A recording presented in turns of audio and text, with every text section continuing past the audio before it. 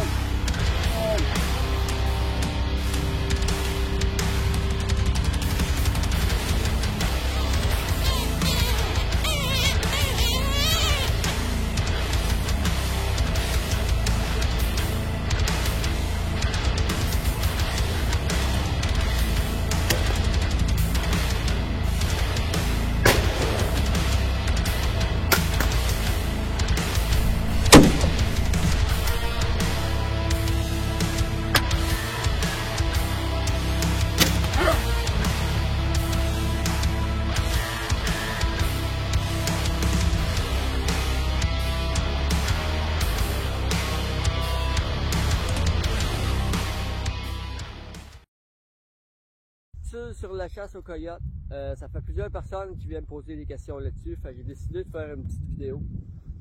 Dans le fond, les armes utilisées pour le coyote vont être surtout la 22-250, la 243, la 6.5. La mienne est ajustée pour faire des shots jusqu'à environ 1000 pieds. Je suis zéroté environ à 250 verges. Fait comme ça, si mon coyote sort à 300 verges, je me casse pas la tête, c'est à plein milieu.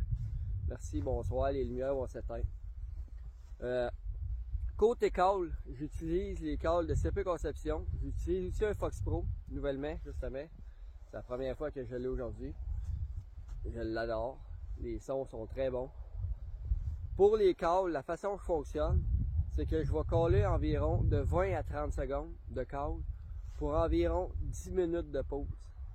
Fait que comme ça, le coyote, parce que si vous callez trop souvent, le coyote peut être direct sur le bord du bois, vous autres, vous le voyez pas. Puis lui, il veut écouter, puis il regarde le champ. Il regarde, hop, le son vient de telle place, puis là, il vous spot. Là, il est trop tard, le coyote, il s'en va, vous avez manqué votre chance. Tu sais qu'il y a bien de la neige, comme là, il commence à avoir plus de neige, ici, il y a un pied et demi de neige.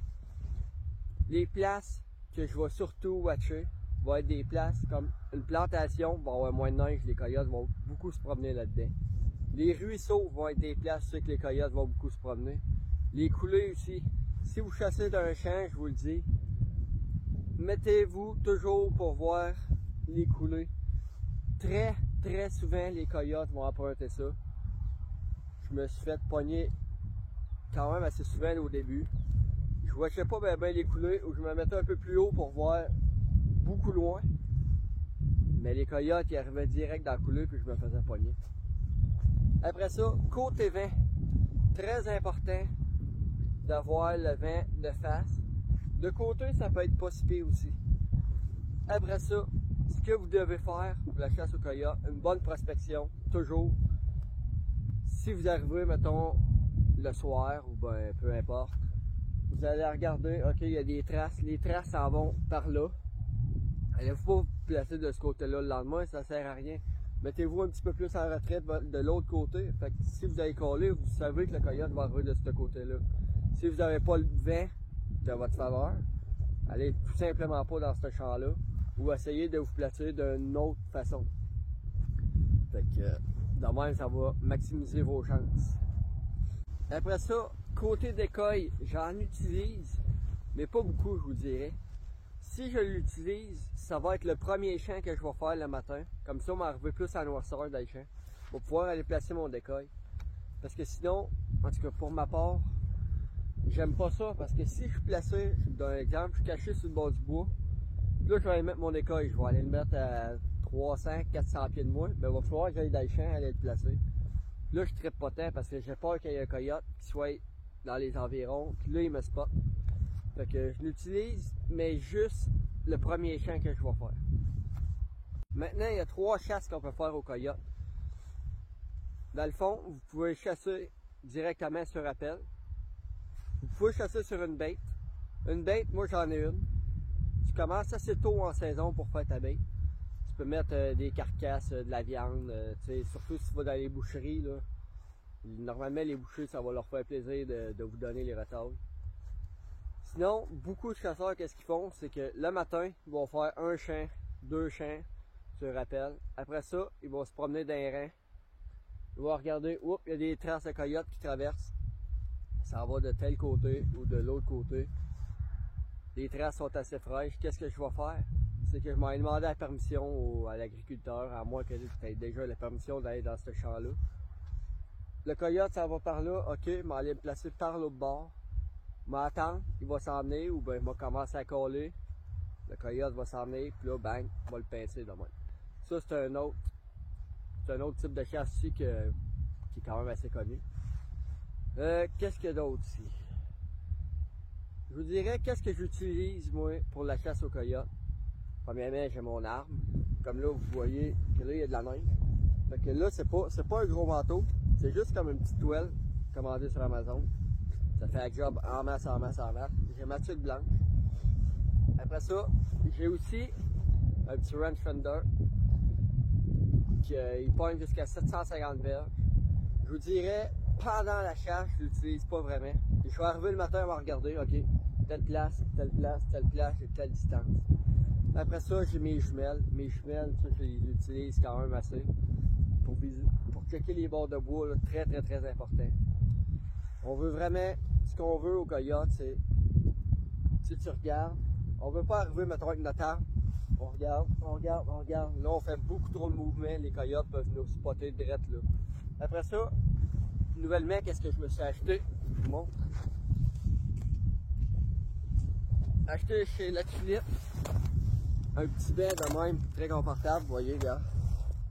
Ça s'emmène direct sur l'épaule de même. J'arrive dans mon champ, je me place, je m'assieds. Merci, bonsoir. Tu sais, on est confortable quand même. J'ai mon bipod, un peu court par exemple. Ce que je vous conseille, là j'ai un 13-23. Ce que je vous conseille, c'est avoir au moins 27 ou 29 pouces. Parce que là, tu sais, là je suis bas un peu. Il faut que je me penche pour. Tandis qu'avoir un 29, je serais direct à ma hauteur. C'est une autre chose. Si vous êtes des chasseurs qui sont comme moi, qui aiment chasser leur chasse, de filmer leur chasse, excusez-moi, la petite tactacam comme ça, je vous le dis, au début je l'aimais un peu moins, mais là j'ai trouvé le trouble. Mon cap était moins bien rentré, mais dans les températures qui fait très froid, j'ai un exemple là, plus tard en saison, température moins 25, moins 30, la batterie va geler, un petit hot pad par-dessus pour faire la job. Vous avez 3 modes dessus pour filmer. Vous avez sûrement vu mes vidéos avec ça, c'est vraiment le fun. Par exemple, tu vois ta shot dans le télescope. Fait que pour la chasse au coyote, je vous dirais que ça fait pas mal le tour. Si vous avez d'autres questions par rapport à ça, ça va me faire un réel plaisir de vous répondre. Si vous aimeriez venir à la chasse avec moi, ben écrivez-moi, ça va me faire plaisir aussi. Donc, j'espère que vous avez aimé. Fait que je vais essayer de vous sortir une couple de vidéos de chasse au coyote. Essayer de récolter. Prochainement, je vais peut-être, là, c'est sûr que les températures vont être moins bonnes pendant cette semaine et l'autre. Donc, j'irai pas vraiment. Fait que, je vous laisse là-dessus. Donc, yes sir.